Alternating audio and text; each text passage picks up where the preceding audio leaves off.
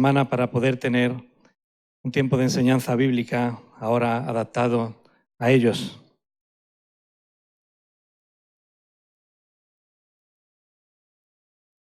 No sé cuántos de vosotros habéis hecho un viaje a Jerusalén.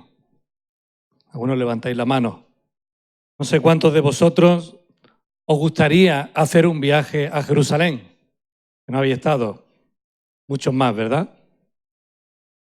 Parece que es uno de esos viajes que, evidentemente, los que somos cristianos y los que amamos a Dios y estudiamos la palabra, pues hay que hacer al menos una vez en la vida, ¿verdad? Ir y contemplar, al menos con 2000 años de diferencia, pero contemplar los lugares donde el Señor Jesús estuvo. Sí es cierto que no pensamos en ello a modo de procesión, ni pensamos en ello a modo de ningún tipo de acto que pueda conferir algo de gracia o de no se sabe muy bien qué a nosotros. No lo hacemos como un hecho obligatorio. Más aún, es un anhelo para muchos el poder ver y poder estar allí donde Jesús estuvo. Es curioso que en el Evangelio Jesús también quería ir a Jerusalén. De hecho, si recordáis, al final de su ministerio, hasta en 3 ocasiones anunció a sus discípulos que quería ir a Jerusalén. Ya habían estado antes, ya habían ido a celebrar la Pascua en otros momentos y otras festividades que requerían estar allí. Jesús ya había estado en el templo, Jesús ya había pisado con sus pies la tierra de Jerusalén en varias ocasiones. Pero es curioso que en Mateo, en el capítulo 16, en el versículo 21, y también en los paralelos, Jesús dijo algo muy específico acerca de esta ocasión y que era totalmente diferente a las anteriores. Jesús le dijo a sus discípulos: me es necesario ir a Jerusalén. ¿Y para qué era necesario ir a Jerusalén?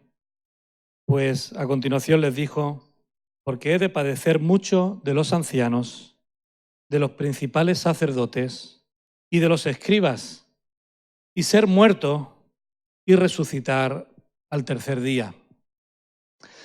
Los que conocemos la historia, y hoy estamos aquí recordando la historia, sabemos que nuestros oídos hoy en día ya no son los mismos que los de los discípulos. Es imposible que nosotros entendamos estas palabras de la manera que los discípulos la entendieron. En primer lugar, porque ellos la escucharon de boca de Jesús y nosotros la leemos. Nosotros podemos de alguna manera rebobinar y ellos no podían. Ellos tenían a Jesús para explicarle el por qué. Nosotros tenemos que imaginarlo. Así que hay una gran distancia que también nos separa. Pero una de las ventajas que nosotros sí tenemos es que si hiciéramos, como alguna de estas series, un viaje en el tiempo, y nos metiéramos en una cápsula y apareciéramos junto a los discípulos y a Jesús en ese momento, en ese preciso instante, donde Jesús le está diciendo a sus discípulos: necesario que vayamos a Jerusalén, porque tengo que ser juzgado, tengo que padecer mucho de parte de los ancianos, de los principales sacerdotes y de los escribas, y ser muerto y resucitar. Nosotros haríamos algo. Nos llevaríamos a algunos de los discípulos aparte, nos llevaríamos a Pedro y le diríamos: Pedro, atento a la última parte porque te la vas a perder. Dice que tiene que morir, pero también resucitar, así que no le digas lo que sabemos que la Biblia dice que tú dijiste. Lo que Pedro le dijo al Señor es que eso no acontezca, que eso nunca ocurra. Quizás nos acercaríamos al Señor y le diríamos: Señor, recuérdale de nuevo la última parte que no la han cogido muy bien, recuérdales.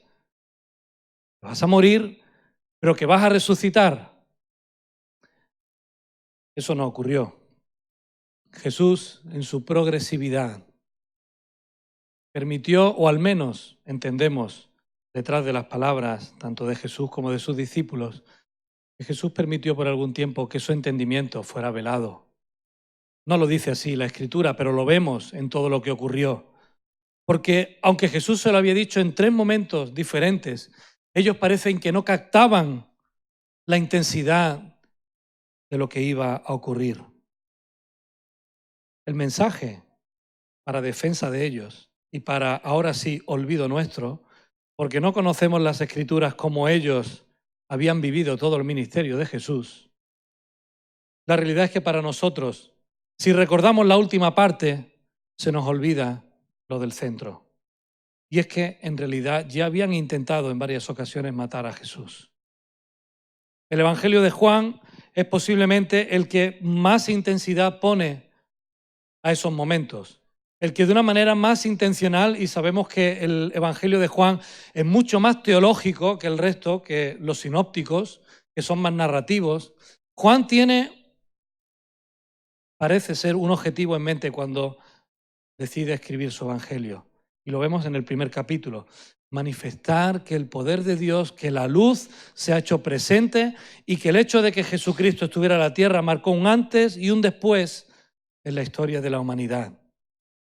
Jesús no dejó indiferente absolutamente a nadie que tuvo contacto con él. Y fijaos que pronto, en el capítulo 5 de Juan, en la segunda Pascua posiblemente, 2 años antes de este momento en el que Jesús dice que necesita entrar a Jerusalén, Juan capítulo 5 y 18 nos dice: por esto los judíos aún más procuraban matarle, aún más. Es decir, que ya antes lo estaban procurando. Pero en el capítulo 5 nos dice, aún más procuraban matarle, porque no solo quebrantaba el día de reposo, según ellos, sino que también decía que Dios era su propio Padre, haciéndose igual a Dios.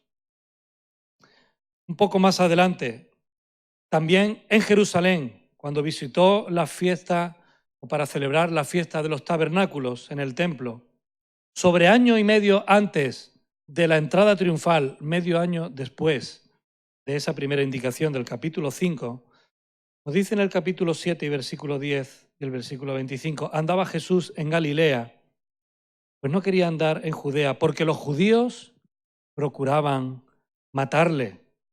Y decían entonces unos en Jerusalén, ¿no es este a quien buscan para matarle?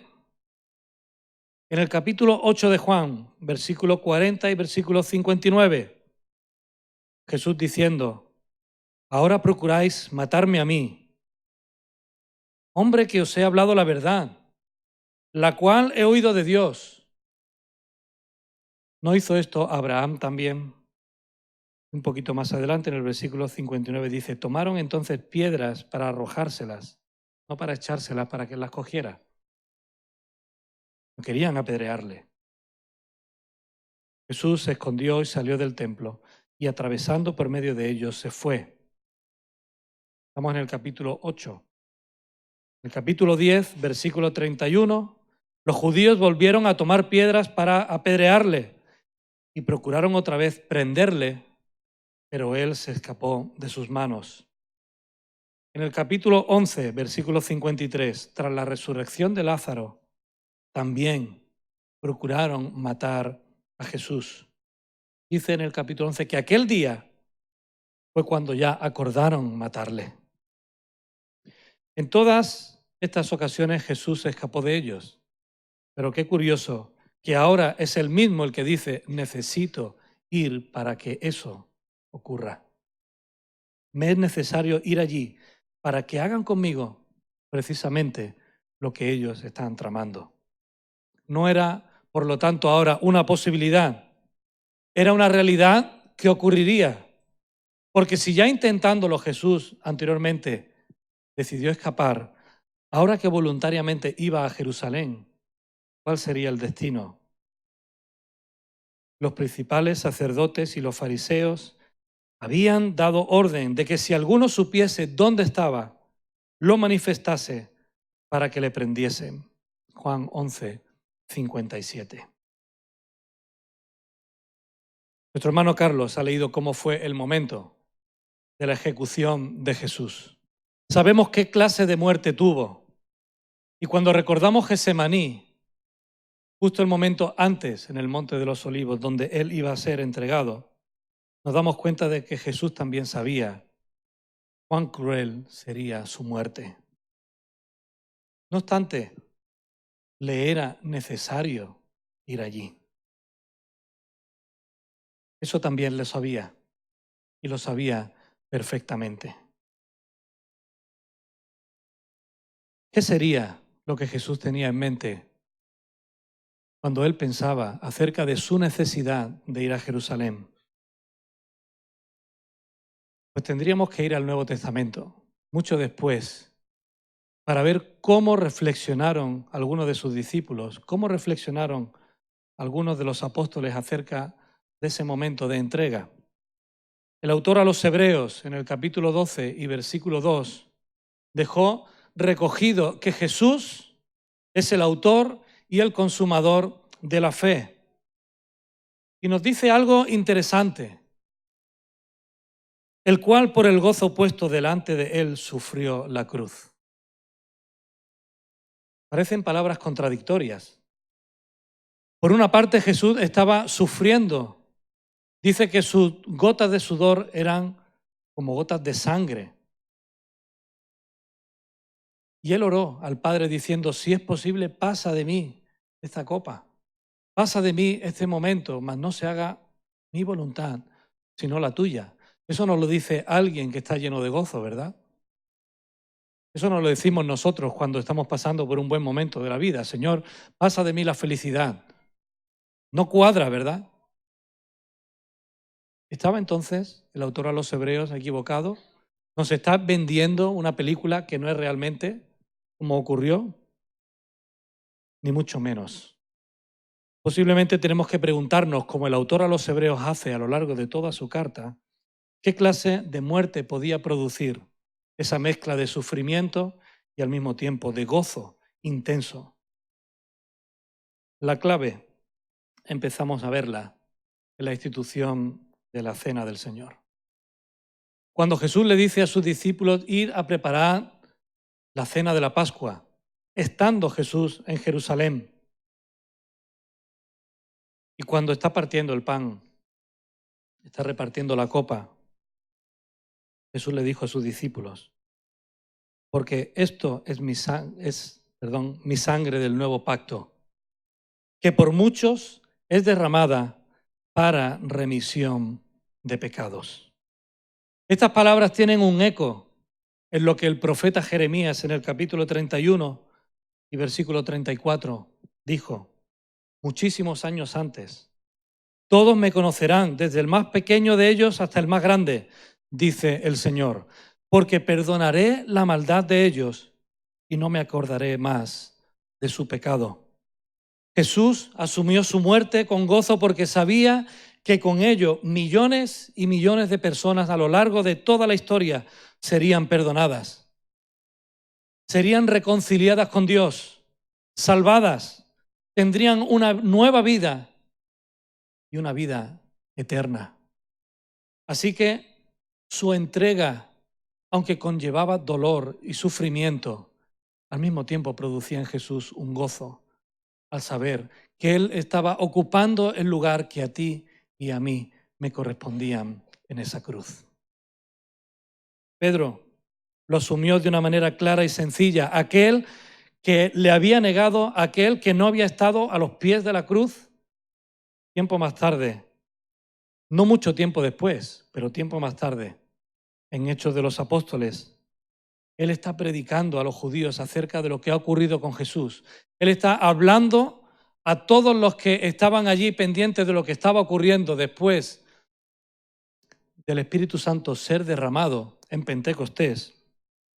Y en medio de su predicación es capaz de decirle, de este dan testimonio todos los profetas, que todos los que en él creyeren recibirán perdón de pecados por su nombre.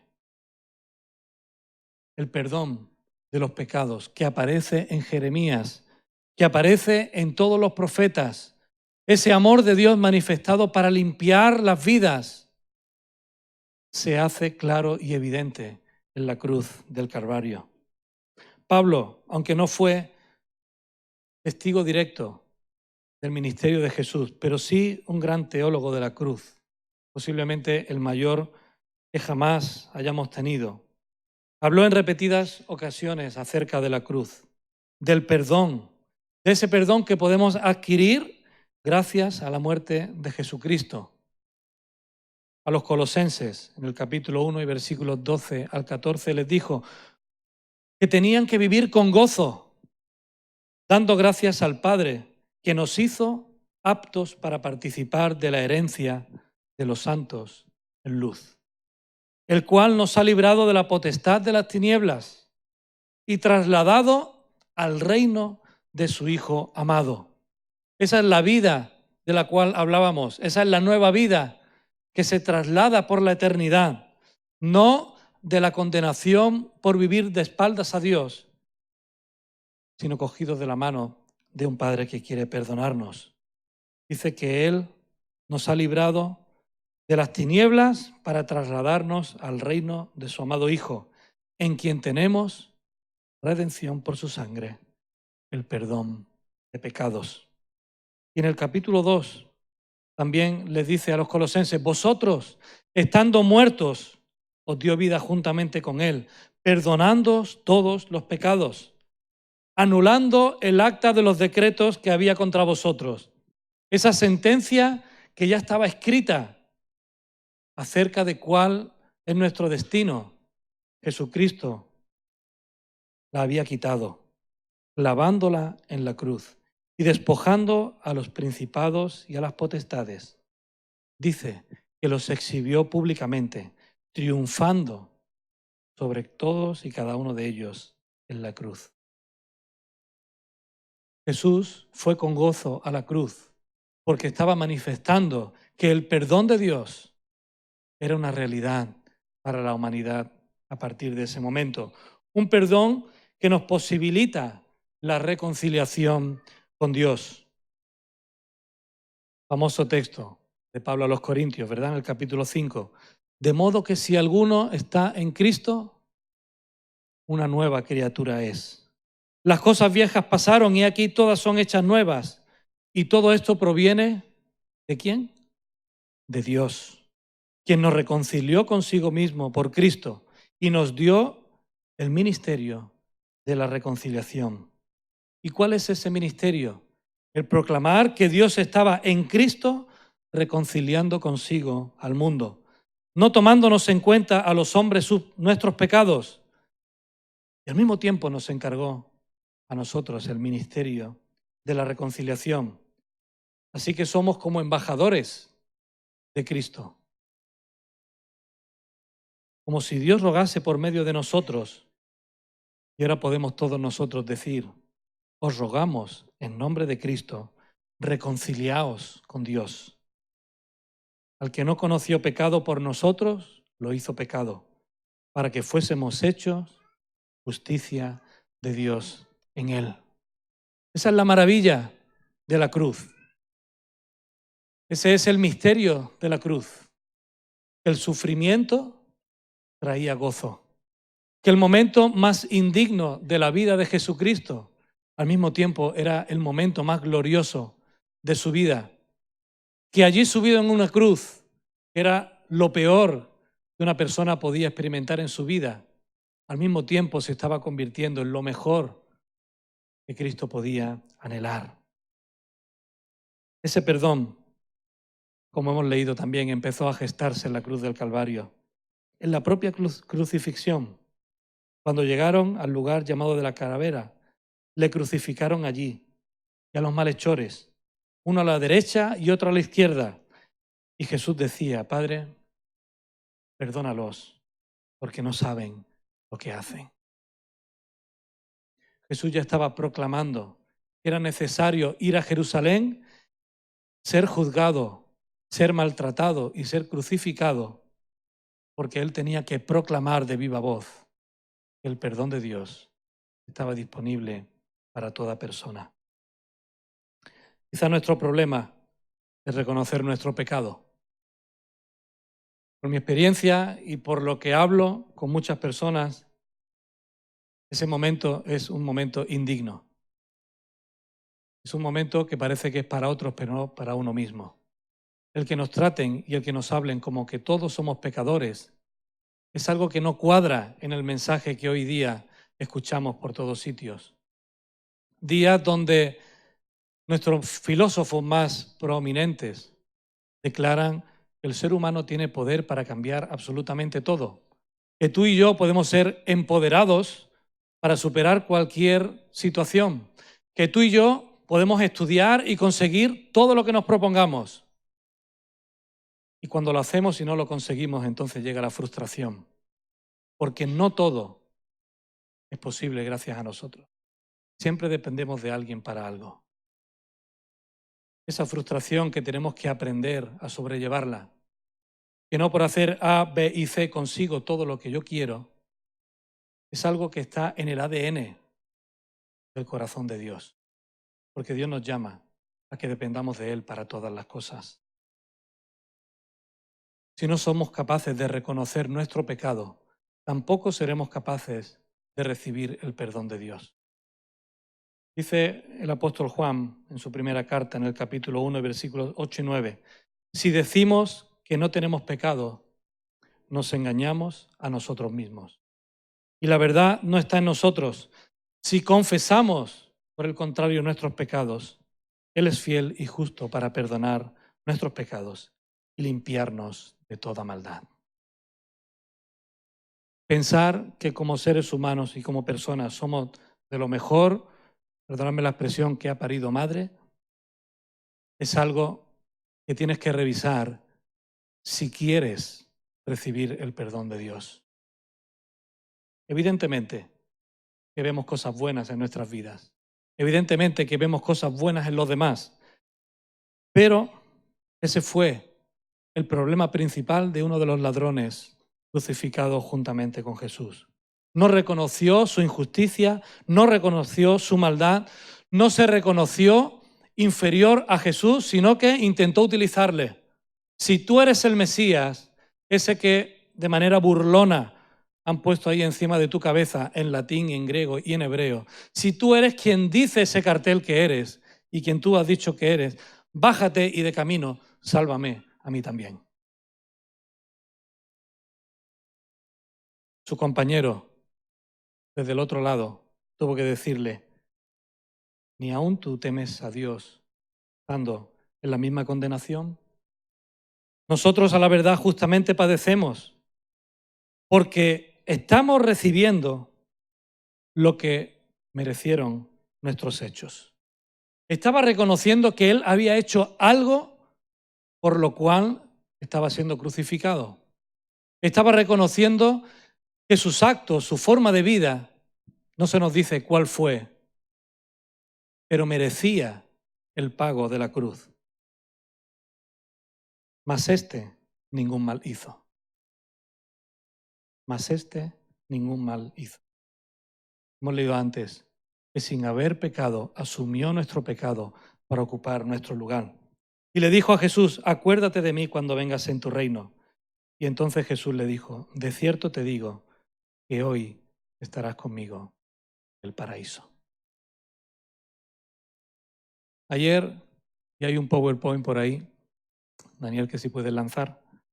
Ayer tuvimos una jornada diferente en la iglesia. Tuvimos un zafarrancho, que estuve haciendo algunas fotos. No están todas, no están todos los que vinimos, pero ayer estuvimos dándole una manita de arreglo a nuestro edificio, por dentro y por fuera. Y cuando estaba allí limpiando, cuando estaba acompañando a todos los que estábamos aquí, pensaba, ¿no es precisamente eso lo que Dios quiere hacer en nuestras vidas? ¿No es precisamente esa la obra que Dios quiere hacer en nosotros? Nuestro problema es que no sabemos reconocer que necesitamos ser perdonados y limpiados por Jesús.